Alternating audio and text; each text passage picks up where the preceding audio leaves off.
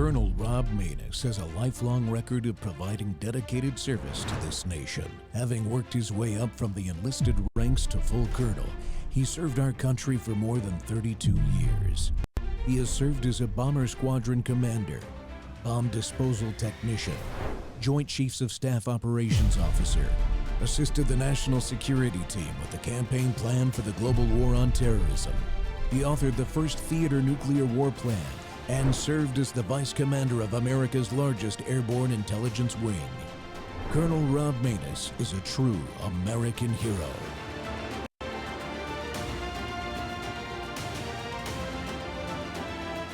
This is Rob Maness Live.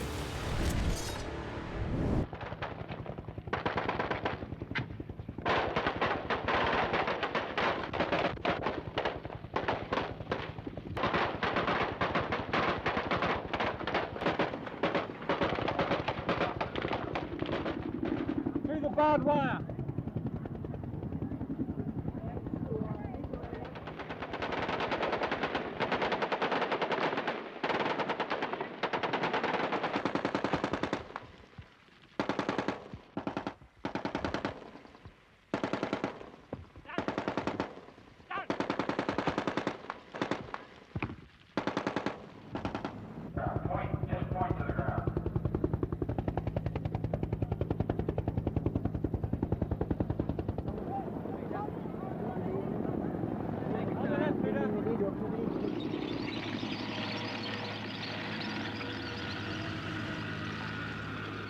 This is a historic moment, the arrival of the North Vietnamese regular army in Saigon.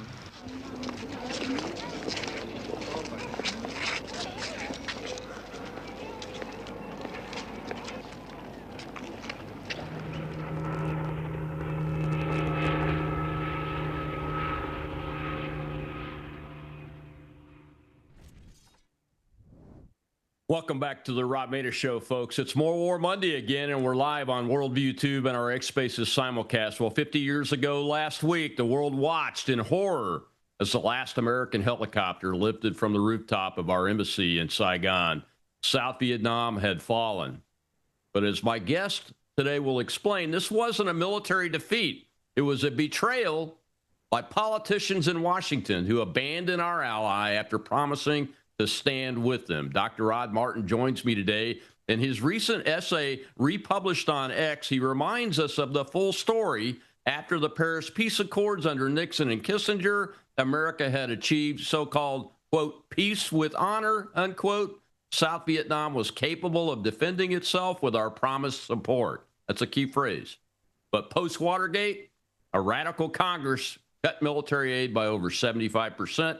Blocked any response to North Vietnamese violations of the ceasefire, and left our friends without bullets, fuel, or hope. What followed was catastrophic. Re-education camps, executions, the boat people crisis where millions fled and hundreds of thousands died at sea, and Pol Pot's genocide in Cambodia. Dr. Martin compares it directly to Biden's withdrawal from Afghanistan as another Saigon moment.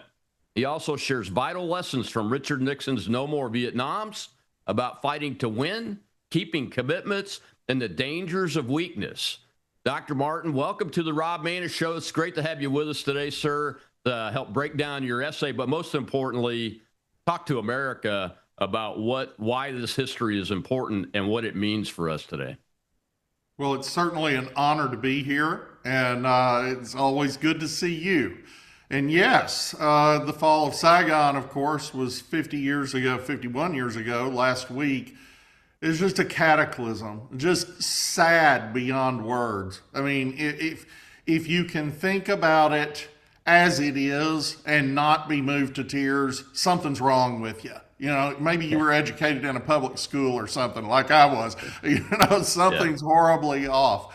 The truth is, South Vietnam was a rolling tragedy. There's no question about that, really beginning with JFK allowing DM to be murdered in '63. And this was just cataclysmic in a number of ways. DM was popular, DM was elected, he was capable, Interestingly enough, he was Catholic, which is not something you associate with Vietnam a lot.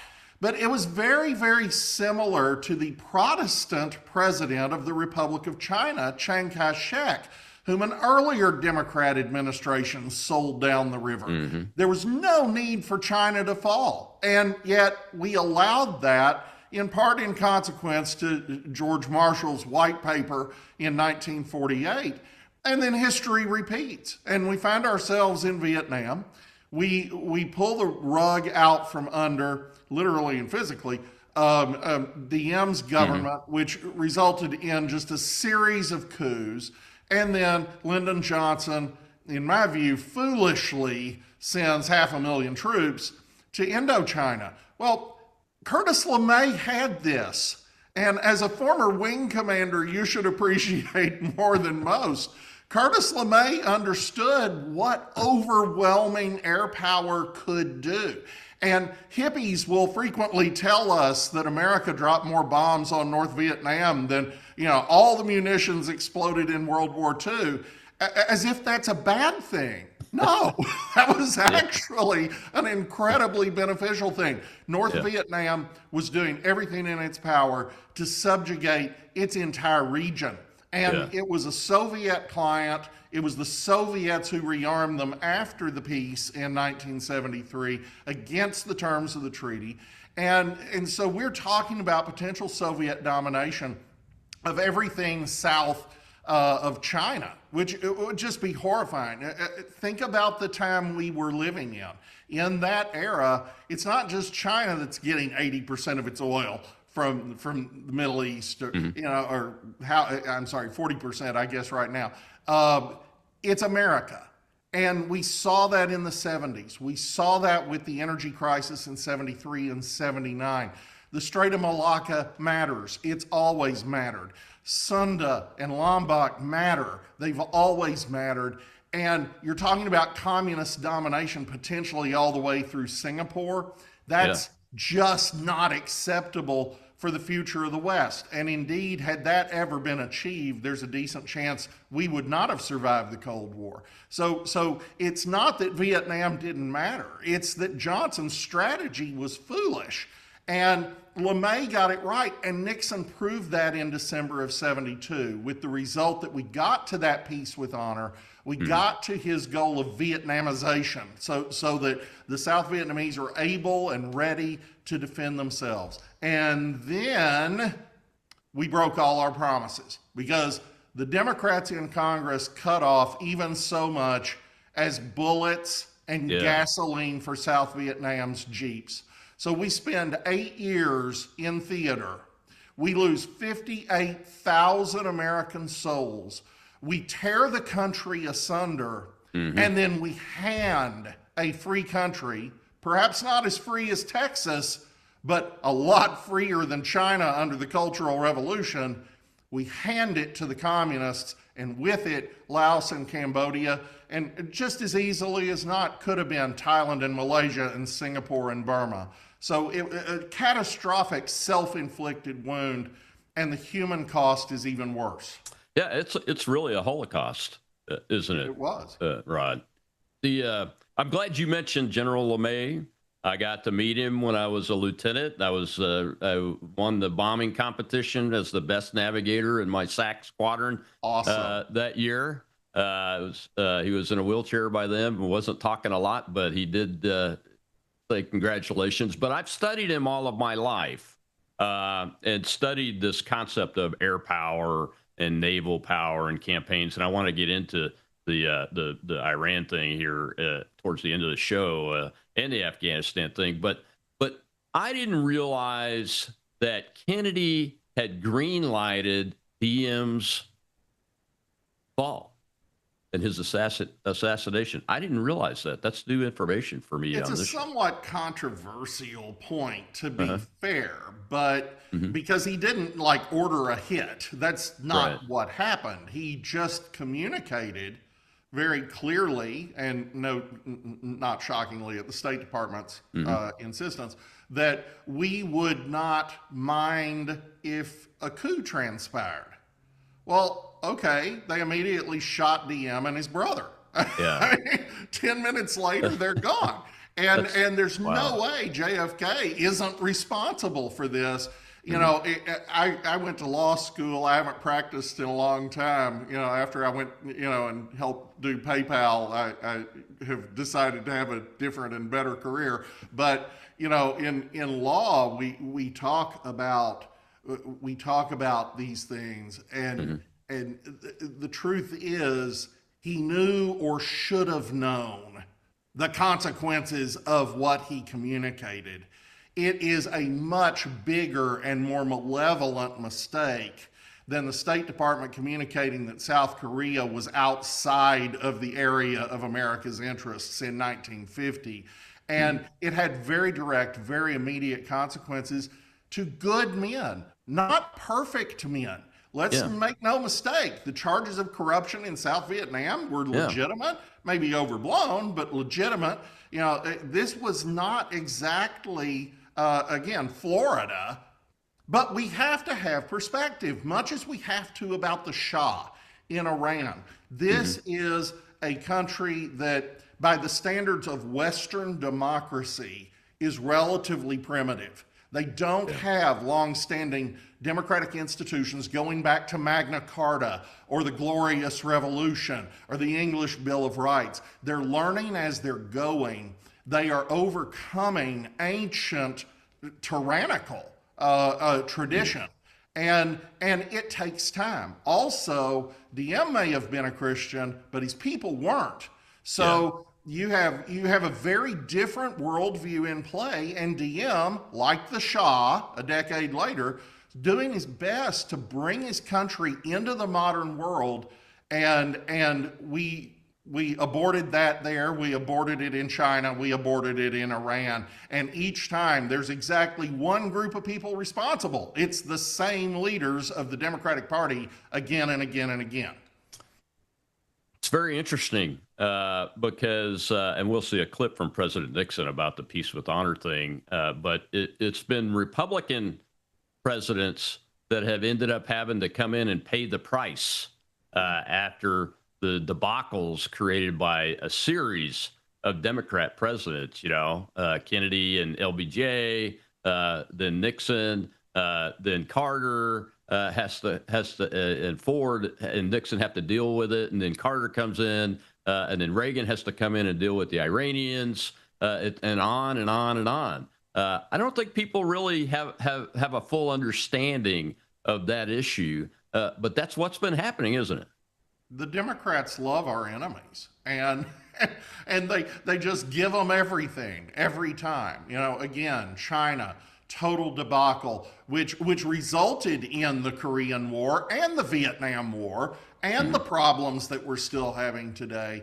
And that was a huge mistake by the Truman administration. JFK, huge mistake with regard to South Vietnam. LBJ, huge mistake with regard to how he went about the war. And that became manifest relatively quickly. By 1968, you've got Walter Cronkite, who honestly was just being a propagandist for the other side, claiming that the war is irretrievably lost as we roll up the Viet Cong in the Tet Offensive. But at the same time, the country is already ripped asunder.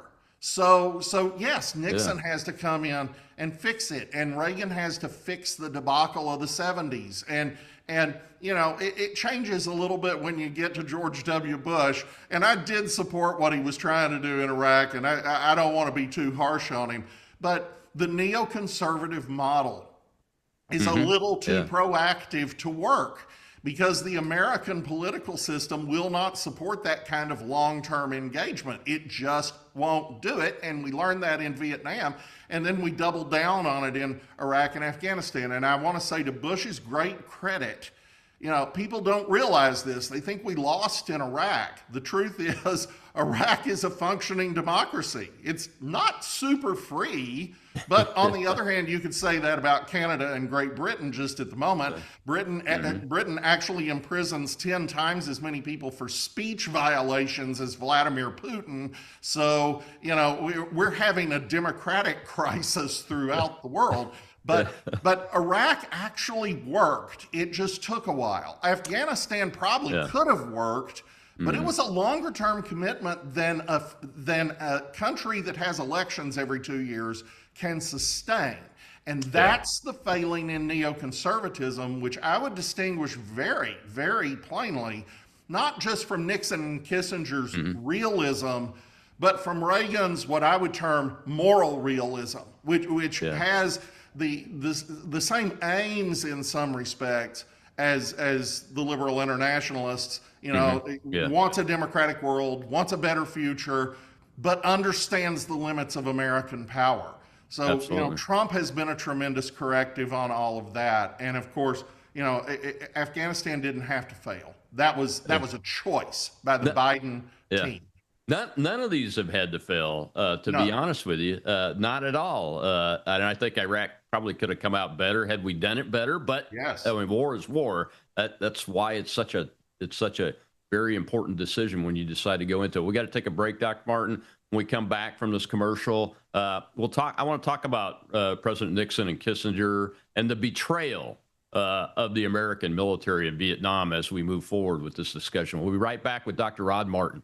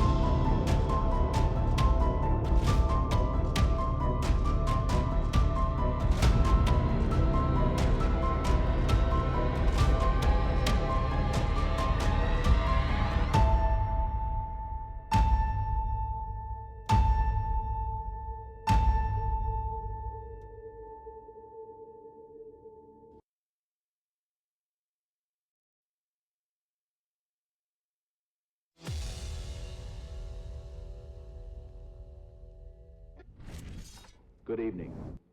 I have asked for this radio and television time tonight for the purpose of announcing that we today have concluded an agreement to end the war and bring peace with honor in Vietnam and in Southeast Asia. The following statement is being issued at this moment in Washington and Hanoi. At 12:30 Paris time today, January 23, 1973, the agreement on ending the war and restoring peace in Vietnam was initialed by Dr. Henry Kissinger on behalf of the United States and Special Advisor Lee Duc-Tho on behalf of the Democratic Republic of Vietnam. The agreement will be formally signed by the parties participating in the Paris Conference on Vietnam on January 27, 1973 at the International Conference Center in Paris. The ceasefire will take effect at 2400 Greenwich Mean Time, January 27, 1973. The United States and the Democratic Republic of Vietnam express the hope that this agreement will ensure stable peace in Vietnam and contribute to the preservation of lasting peace in Indochina and Southeast Asia. That concludes the formal statement. Throughout the years of negotiations, we have insisted on peace with honor. In my addresses to the nation from this room of January 25th and May 8th, I set forth the goals that we considered essential for peace with honor. In the settlement that has now been agreed to, all the conditions that I laid down then have been met. A ceasefire, internationally supervised, will begin at 7 p.m. this Saturday, January 27, Washington time. Within 60 days from this Saturday, all Americans held prisoners of war throughout Indochina will be released. There will be the fullest possible accounting for all of those who are missing in action. During the same 60-day period, all American forces will be withdrawn from South Vietnam. Back to the Rod Mader Show. It's More War Monday, and my guest today is Dr. Rod Martin, who's got a great essay out that he republished just days ago on the anniversary of the fall of Saigon in Vietnam. And he's also the founder and CEO of Martin Capital and the Rod Martin Report. So go check it out. It's great. Just a font of knowledge and information that isn't covered in the mainstream media every day, folks. And Dr. Martin, I wanted to talk about the words betrayal. You mentioned DM being taken out in 1963 because of decisions of an American president. And you mentioned the Tet Offensive and how, and I've talked to men that have fought in the Tet Offensive as regular soldiers and Marines and airmen, and they all say we can't understand how that could ever be seen except anything as a near catastrophic victory for us and catastrophe for the North Vietnamese. And you talked about bombing and General LeMay and how effective it was. And the reason why President Nixon really was able to give that statement right there is because of the air campaign, wasn't it? And the Navy campaign. Oh, absolutely. And reaching back to Tet, people remember this as a huge defeat, and it was a huge defeat for the Viet Cong. Yeah. The Viet Cong exposed themselves. This is the time to rise. This is when we're going to take power. And the United States military annihilated them, just annihilated them. The VC could not recompose itself for years after Tet. And the truth is, there's a reason that in your first clip, you show the North Vietnamese regular army marching into Saigon, because the VC was a cipher and it just utterly irrelevant. The problem is that was always true. And JFK did understand it. He just bungled it. LBJ understood it. He just bungled it way worse. Nixon understood it and fixed it. North Vietnam was always a Soviet satellite and proxy. It was always seeking to extend the Soviet empire into places that we could not recover from. And we keep hearing about America had no vital interests in South Vietnam. Malarkey. You're sitting on the South China Sea. How much of the world's commerce passes through the South China Sea? Past Subic and Clark in the Philippines, past Taiwan, to Japan and South Korea, and to California for that matter, because in those days we're importing an awful lot of oil from the Middle East, and some of it's coming from that direction. So all of these things were vital, and the aim wasn't just South Vietnam. The aim was all of Indochina and Southeast Asia. They weren't going to stop if they could continue until they hit Singapore. So Nixon understands this. He understands what the stakes are. He also understands that this is absolutely untenable if the South Vietnamese can't carry their own burden, which is an echo of Donald Trump today, talking to NATO, saying, it's not acceptable for Germany to show up at NATO exercises with broomsticks because they don't own enough rifles for their military to train with real guns. I mean, that's absurd. It's absurd that Great Britain has twice as many admirals as warships today. If a Girl Scout troop walked into the Falkland Islands, there's nothing Great Britain could do about it today. It's absurd. That's not a partnership. That's not an alliance. That's a surly teenager in your basement making sarcastic comments about everything you do. That's not okay. Well, Nixon, around the time I was born, understood perfectly. You actually have to have an ally who can stand up, and we're going to have to stand them up. That's what we did over the 4 years of the first Nixon administration. And the net result, plus the bombing campaign in December of '72, was the Treaty of Paris, finally signed on, if I recall, January 27th of '73. This was a huge breakthrough. And here's the bottom line. We agreed in writing that we would enforce this agreement. We also had side discussions with the South Vietnamese government about what we would and wouldn't do. It was their job to be the army on the ground. It was not our job to do that anymore. We helped, we're done, we're gone. But it was absolutely required of the commitments we made in January of 73 that the North Vietnamese would stay in their cage. They would not continue supplying the Viet Cong down the Ho Chi Minh Trail. They would not continue supporting revolutionary movements nearby. They would not rearm. And we were actually obligated to blow up any new armaments shipped by the Soviets to North Vietnam. This is kind of a big deal because in the immediate aftermath of the Democrats in Congress cutting off our aid to the South, the Soviets actually shipped more armaments into North Vietnam in a matter of 18 months than they had shipped to North Vietnam in the entirety of the war before that. So, of course, the North Vietnamese army was entirely equipped to just roll over a South Vietnam that didn't have bullets or gasoline in April of 75.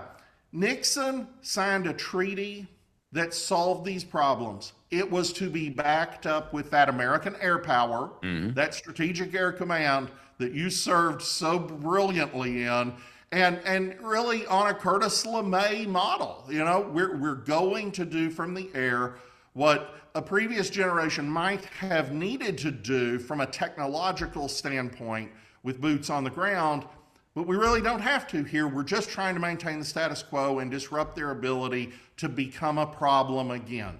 And then, yes, sure enough, the Democrats cut off everything. So within 2 years, South Vietnam is subjugated.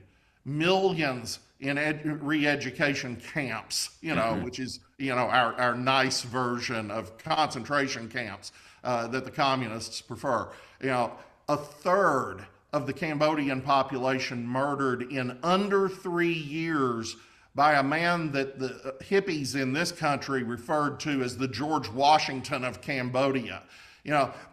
Nearly 500,000 South Vietnamese dead in the South China Sea just trying to flee. And countless more who thankfully have enriched our country greatly as we resettled them here. I grew up near Fort Smith, Arkansas, had a huge Vietnamese community there because they resettled a bunch of those guys at Fort Chaffee. You see them in pockets all over the country, and they're wonderful, wonderful citizens today, but they shouldn't have to be. They should be happy, productive citizens of their own free country. And it's our fault that they aren't. We wasted a decade of blood and treasure and then threw it all away. And we've done that again and again. Oh, we sure did. And the treatment of our veterans from the war reverberates down through today. I mean, absolutely down through today and every day that you and I walk this earth, and we'll continue to do so. The betrayal of the Vietnamese people, that armor and that infantry and artillery that came in with the North Vietnamese army were perfect targets for the technology of the air power and naval air power that we had then to be destroyed. So saying we had to have boots on the ground to hold it is just poppycock. Be honest with you, it's a complete betrayal. Now, let me ask you this: the Treaty of Paris is a treaty. It was ratified by the Congress, by the Senate, right? Yes, it was. Yeah. And those same U.S. senators then proceeded to break it to smithereens before the North Vietnamese even could. And it's not just that; it's all the side agreements with South Vietnam. Again, the strategy was really simple. We've stood up the ARVN, the Army of the Republic of Vietnam. They are good to go. They don't have air power. So we're going to provide the air power if anybody does anything bad. This is actually a peace treaty. We're actually done with the war, right? So a new violation would be a new war. And so we are obligated under that treaty, just as we are under the NATO treaty, to treat acts of aggression as collective in nature, and we're going to, they send massed armored formations across the DMZ. We're going to blow them up with B-52s, and right. it's not rocket science. And if they take in a bunch of prohibited armaments, which they have agreed are prohibited in a binding treaty, if they do that, we're going to blow them up in Hanoi and Haiphong. And it's very simple. We spent 4 years telling these people to stand up and do their part and be partners. You don't have to do everything, but you have to do this stuff. Right. And then we prevented them from having the ability to do the stuff we told them to do. It's just mind-numbing. It is mind-numbing. We've got to take another break, Dr. Martin. When we come back, we'll see a clip of the boat people. You mentioned 500,000 people dying out in the oceans, but there have been just dramatic downstream catastrophic consequences for America and the Vietnamese people throughout the years. We're talking with Dr. Rod Martin about that issue and how it relates to today, because it does. We'll be right back.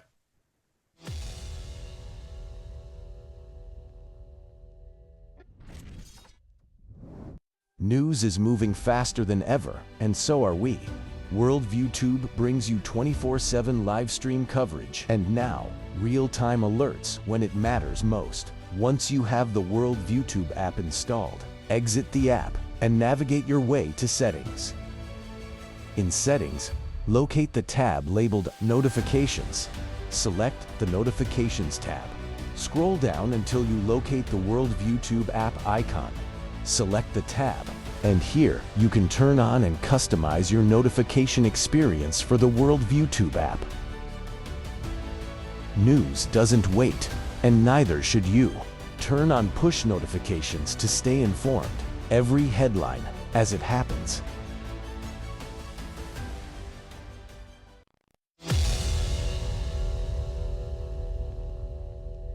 Đó có một cái gia đình là gồm 6 người đem đầy đủ lương thực mà cũng vẫn chết hết.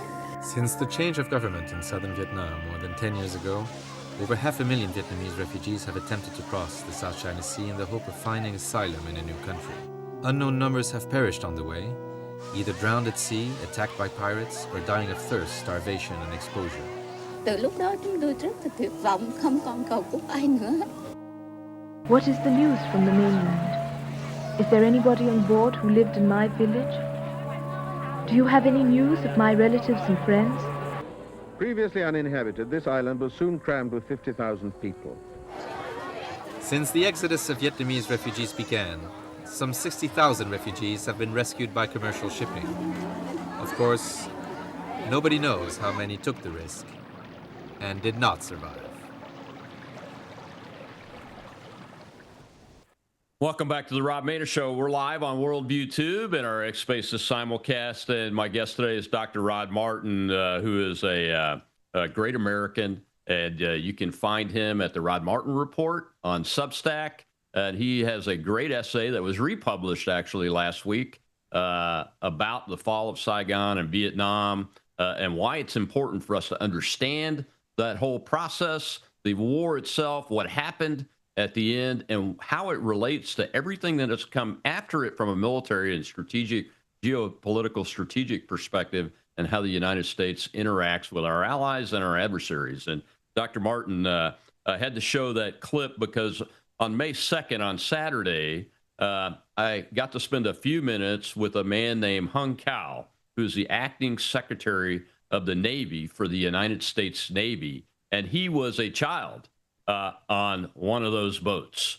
So I just wanted to highlight that. May 2nd was National EOD Technician Day. I'm an EOD technician from early in my Air Force career as an enlisted man, and I had the opportunity to go to the festivities over at Eglin Air Force Base at the Memorial and the Navy School on Eglin Air Force Base that still runs the program over there. And Hung Cao was just a great American.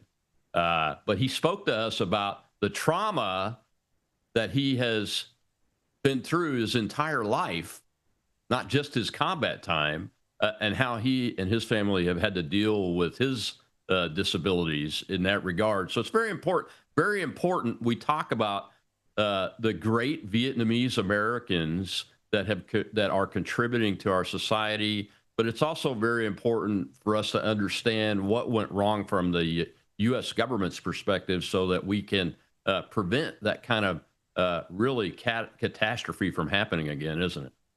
Well, we just didn't keep our word. And, I grew up, as I said earlier, very near Fort Chaffee in Arkansas. And that was one of the main resettlement locations.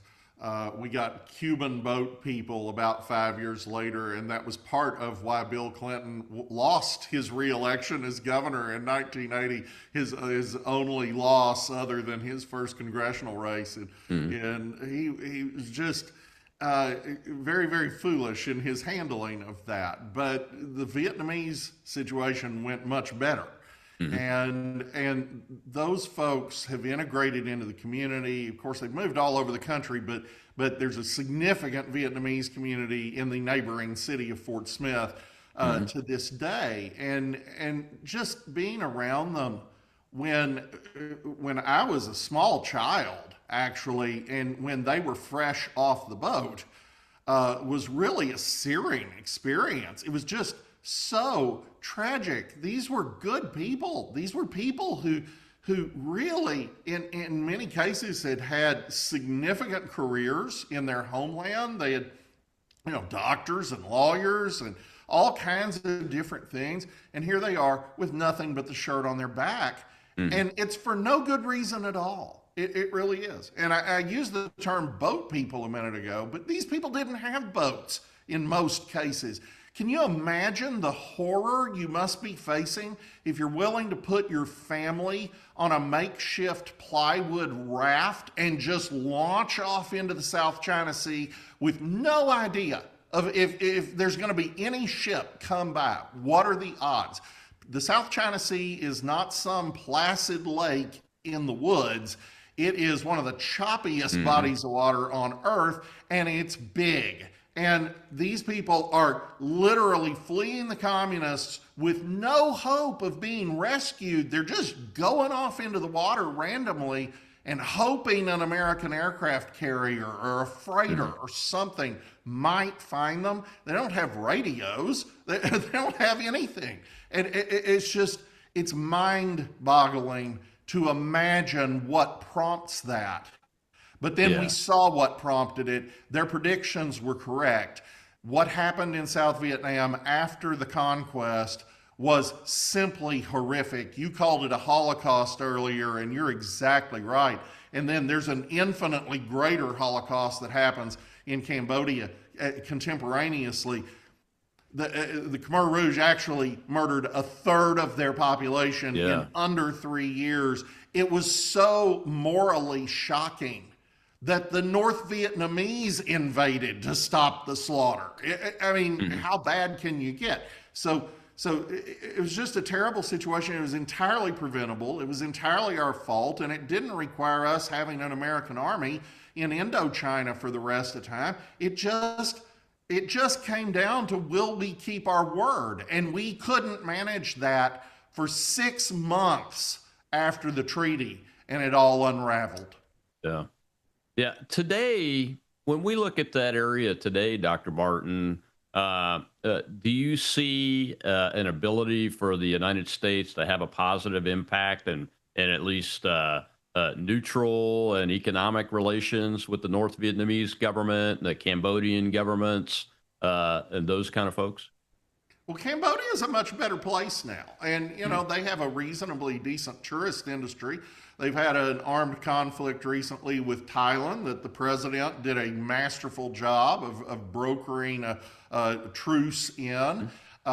We actually have quite good relations with Hanoi now, which always gives me mixed emotions because I kind of want to send you to bomb them some more. But actually we get along pretty well. There's still a communist dictatorship. This isn't somewhere you want to live, but it's a beautiful, beautiful country.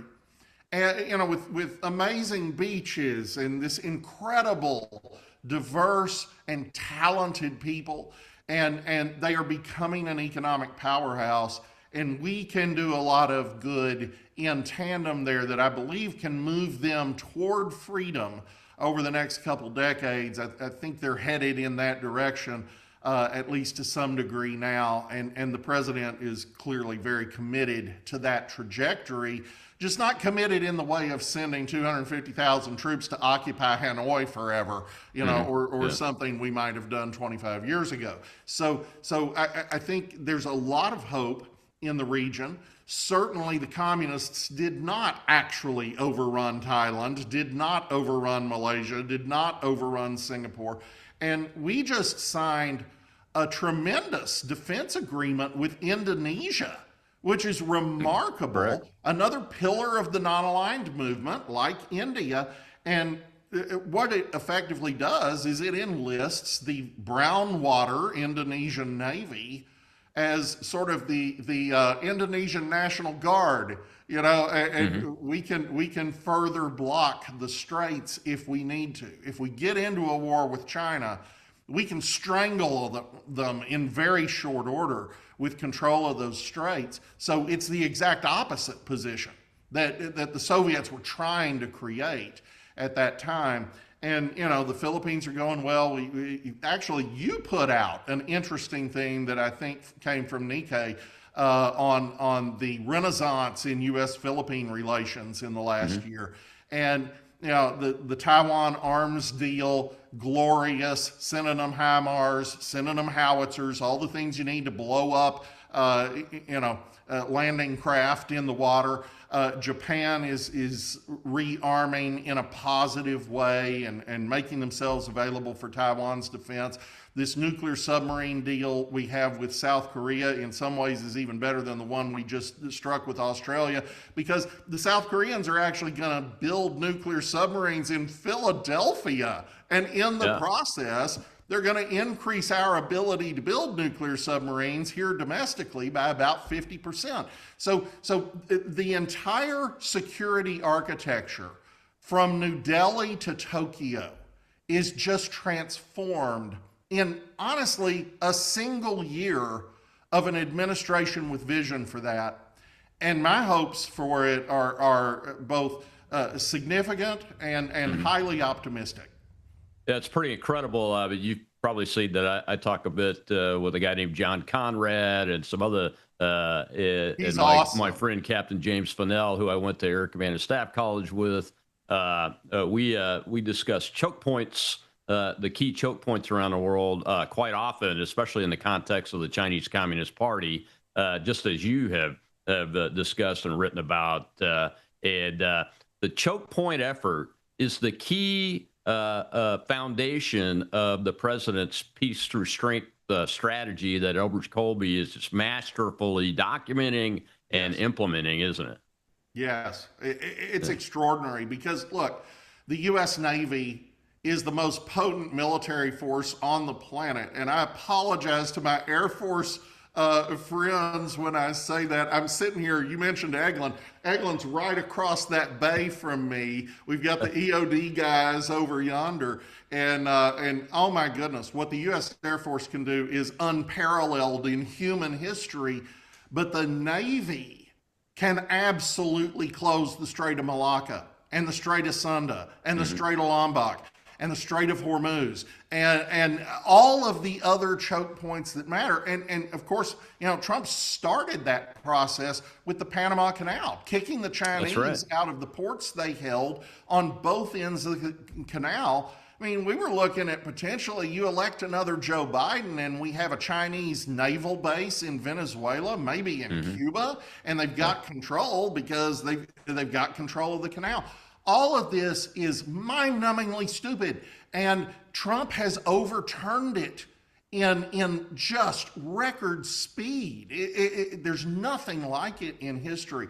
So I'm very impressed with how they're executing on this. I hope our European friends will start acting like friends, and we don't have to actually have a divorce there. But I am reminded that we used to have 5 bases, including a SAC base in Morocco, And the distance from Barksdale to Casablanca is identical to the distance from Barksdale to Ramstein. That's right. So we do have options. That's right. My dad took us to Morocco in the late 60s, early 70s. So my brothers and I had quite an adventure there at a place called Kenitra, just north of Rabat.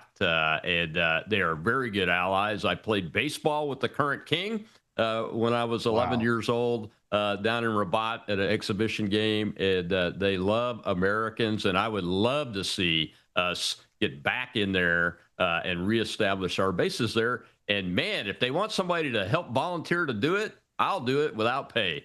Dr. Martin, we got to take one last break. When we come back, I want to take it right to where we're at right now. And let's talk about why the Vietnam experience and the fall is related directly to today, because what's going on in the world is not a neocon effort. And I want to give us an opportunity to split that up and show why the president is on the right track, especially in the Iran war. We'll be right back with Dr. Rod Martin.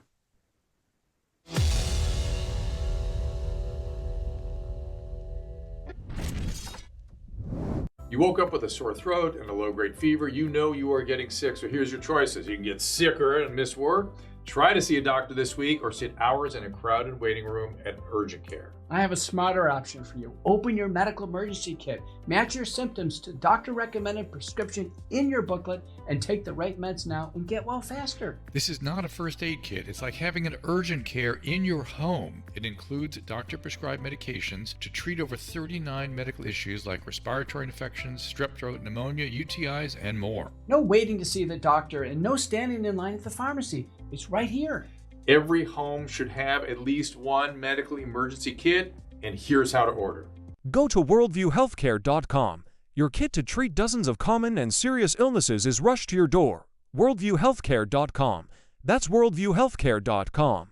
The emergency kit available at worldviewhealthcare.com. Make sure you don't have to go to urgent care. I got pneumonia. I didn't have to go. I took this last year. Stayed at home. Went to bed.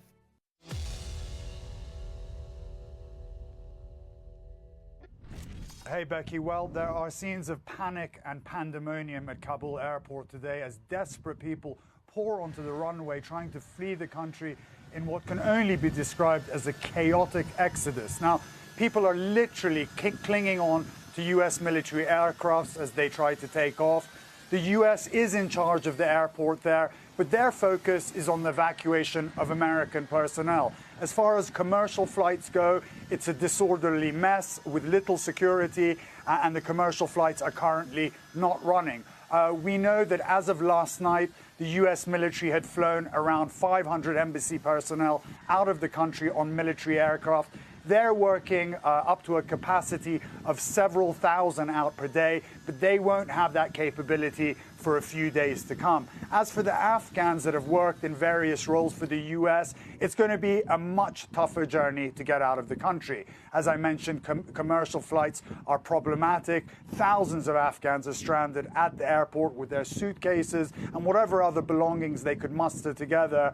And just getting to the airport, Becky, from far-flung locations in Afghanistan means having to run a very dangerous gauntlet that could cost them their lives.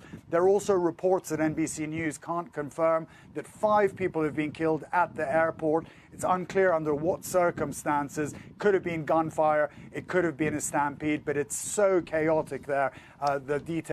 Welcome back to the Rob Maina Show. It's More War Monday, and we're live on Worldview 2, and my guest is Dr. Rod Martin, founder and CEO of Martin Capital, and the owner and writer on the Rod Martin Report on Substack. And Dr. Martin, bringing this discussion up to today, that originally when I saw that video, I thought it was faked of the Afghani people trying to hang on to the aircraft, the C-17 there and everything.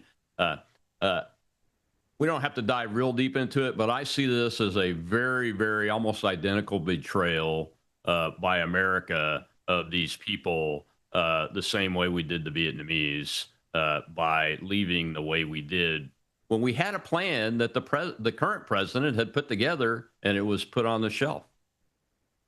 Yes, and what else is new? You know, that's the story of this long, long trail of bodies going back to the Truman administration. That's just so tragic and so needless and so endlessly repeated. Afghanistan is a much more difficult country in countless ways than South Vietnam was, or than Iraq was, or lots of other places we might find ourselves involved. And yet it wasn't intractable. And this idea that it's the graveyard of empires is ahistorical. You know, people string together a few factoids they heard in a news report and think they actually know some history. And, you know, it's really not true. This was a situation where we made an awful lot of promises. We did have a plan that would have worked. It didn't have to go the way it did. And instead, we handed this country to a bunch of mass murderers. You know, the Taliban is just the worst. It's pretty bad, I would say. I would say that it's one of the worst things on earth today, that the Iranian regime executes young girls for getting raped. Well, the Taliban goes further. I mean, there's just no limit to the depravity of this awful, awful group of people who now have control of a country.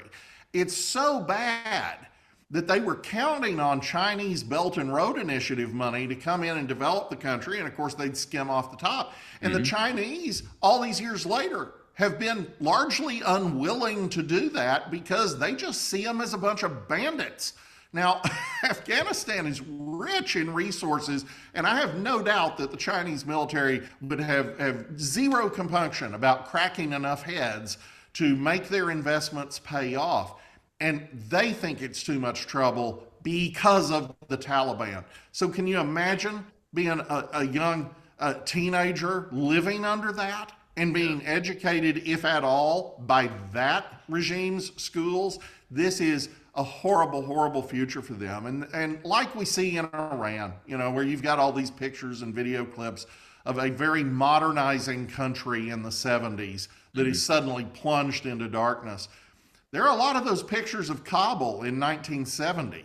And, you know, the world was going the right way in a lot of these places. We didn't have to throw that away.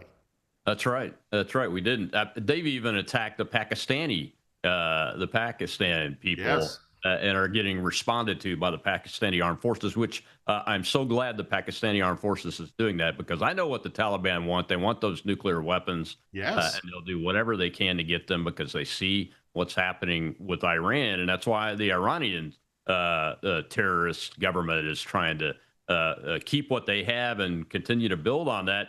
And I just wanted to get your thoughts on this. Look, I'm pretty honest about it. I'm not a pro-war person. I've actually, you know, the people that I am closest with in my life have seen war up close. I've seen war up close. I've participated in it. And most of us are not pro-war people. But we voted for Donald Trump under the peace through strength strategy idea, so we wouldn't get into another 25-year war like we stupidly did in Afghanistan. There's a right way to do things, and there's a wrong way. Afghanistan and Vietnam are two prime examples of the wrong way.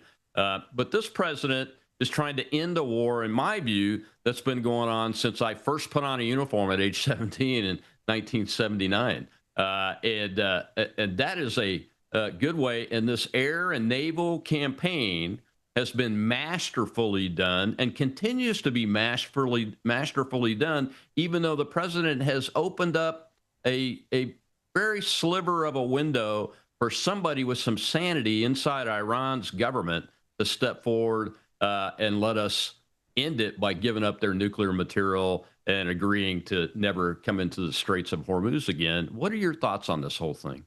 Well, all of that's correct. And I would add that the media in this country is treating that enormous victory in the exact same way that Cronkite treated Tet in 1968. They might as well have as their editor Baghdad Bob. It's just crazy. But anybody who's really paying attention knows Trump isn't doing this willy-nilly. The idea that he didn't have a plan is stupid. And what we're accomplishing is just staggering. First and foremost, people have to understand, Iran is the director, funder, and armor of every major armed conflict in the region, period. All of them. You know, whether you're talking about the Houthis or Hezbollah or Hamas, doesn't matter. It's all coming from Iran. So if you solve that problem, either by depriving them of enough cash to be able to continue that, or actually getting to a free Iran, either way, you actually bring about Middle East peace, which, you know, just sounds crazy, but it's actually in reach. And what does that do? Well, we can draw down in region, and likewise, we can draw down in Europe. Not leave Europe unless they want to really continue to be stupid, but you know, maybe deploy a little more smartly. We talked about Morocco. I would note that the same people who are all about Ukraine all the time are horrified by the idea of actually moving some troops from Germany to Poland, which borders Ukraine. It's mind-numbing. They are married to their inertia.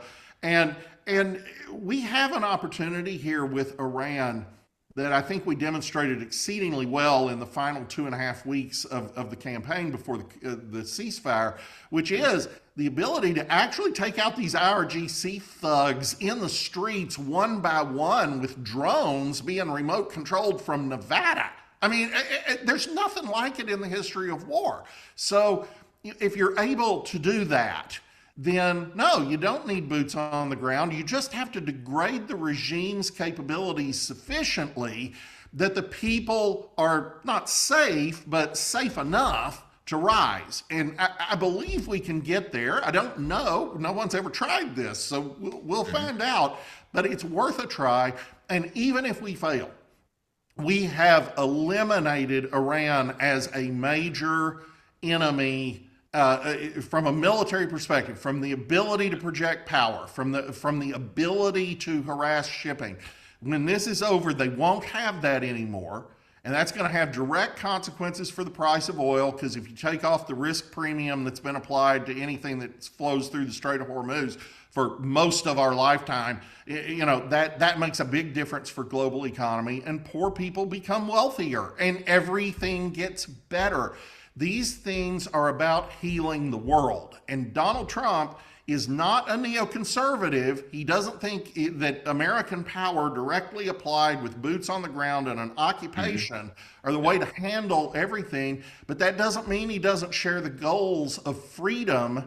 And that is the picture of Ronald Reagan. You know, the critique of Nixon and Kissinger was that at times they seemed a little cynical in their realism. I think that's an unfair criticism, but nobody could ever say Ronald Reagan was cynical about anything. He just understood that the short, sharp, direct use of American power at the moment of decision was the correct use, and it was compatible with our democratic system, which necessarily demonizes anything the military does in an age of 24/7 news.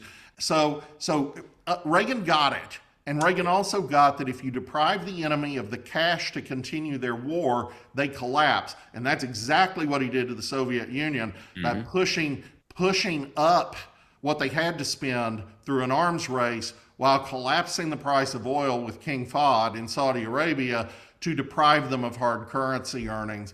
And that brought about the fall where nothing else had. Trump is doing that to China. He's doing it to Iran. He's doing it, honestly, to Russia.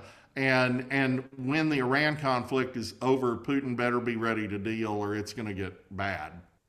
I think they're talking, Putin and the president, because there's an economic piece to their situation that I think we have leverage on right now, because they see the weakness of China's networks, their economic system, their military system. We proved with the air operation that their military systems that were supposed to be the vaunted, be able to take down the stealth and all that, were absolute failures.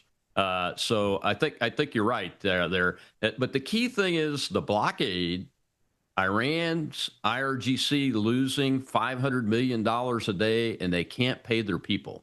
As the longer they can't pay their people, the more apt we are to see not just a peaceful resolution to this, but an economic boon resolution to this, where people in the Middle East are all among friends instead of having this enemy that's everywhere. Right. Your last thoughts on this, Dr. Martin? Thank you.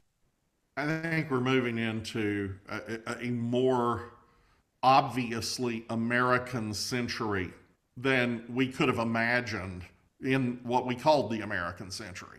I think China is about to fall off the cliff. They've got about 10 more years where they can mask that to some degree, but the inexorable math of a total fertility rate under 1.0 is just mind-boggling. They're on track to lose 75% of their population over the next few years. And guess what? It won't be in a straight line. So you have this ever-shrinking number of working-age people supporting this ballooning group of elderly. They're not going to have the means to do the things they want to do after a decade. And that's the danger point. So Donald Trump taking choke points, showing, well, I'll just say humiliating the Chinese arms industry. And by the way, the Russian arms industry too, but they're doing a good job of that for themselves in Ukraine.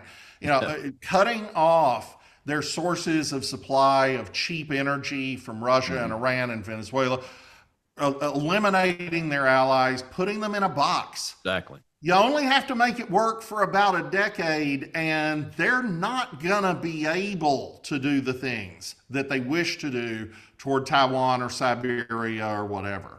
And, sir, that's the perfect picture of peace through strength.